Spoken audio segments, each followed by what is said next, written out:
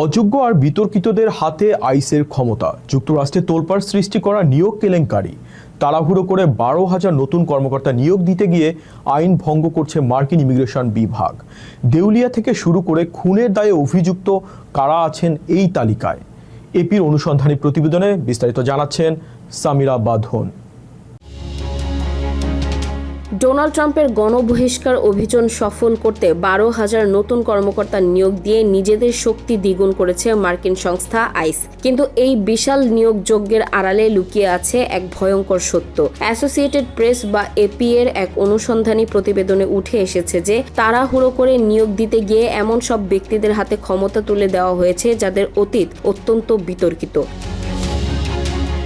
তদন্তে দেখা গেছে নতুন নিয়োগপ্রাপ্ত কর্মকর্তাদের মধ্যে এমন অনেকে আছেন যারা অতীতে একাধিকবার দেউলিয়া ঘোষিত হয়েছেন। যেমন কারমাইন গুরলিয়াচ্চি নামের এক কর্মকর্তা গত 3 বছরে 6টি ভিন্ন ভিন্ন সংস্থায় কাজ করেছেন এবং 2বার দেউলিয়া হয়েছেন। বিশেষজ্ঞরা বলছেন আর্থিক সংকটে থাকা ব্যক্তিদের হাতে ক্ষমতা দেওয়া হলে তাদের ঘুষ গ্রহণ বা দুর্নীতির ঝুঁকি বহু গুণ বেড়ে যায়। আরও চাঞ্চল্যকর তথ্য হলো এমন ব্যক্তিদেরও আইসে নিয়োগ দেওয়া হয়েছে যাদের বিরুদ্ধে অতীতে ক্ষমতার অপব্যবহারের গুরুতর অভিযোগ রয়েছে।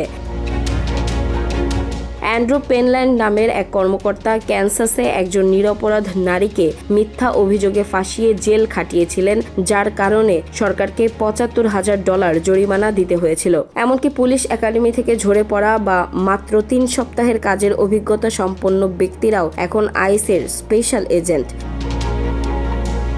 সাবেক আইস কর্মকর্তাদের মতে যথাযথ যাচাই বাছাই বা ভেটিং ছাড়া এই দ্রুত নিয়োগ প্রক্রিয়া সংস্থার ভাবমূর্তি নষ্ট করছে। পর্যাপ্ত প্রশিক্ষণের অভাব এবং অযোগ্যদের হাতে আগ্নেয়াস্ত্র তুলে দেওয়ায় মানবাধিকার লঙ্ঘনের ঝুঁকি বাড়ছে। $75 বিলিয়ন এই বিশাল প্রজেক্ট কি তবে যোগ্যতার চেয়ে কেবল সংখ্যার উপর ভিত্তি করে চলছে? আমেরিকার এই নিয়োগ কেলেঙ্কারি এখন আন্তর্জাতিক মহলে বড় প্রশ্ন হয়ে দাঁড়িয়েছে।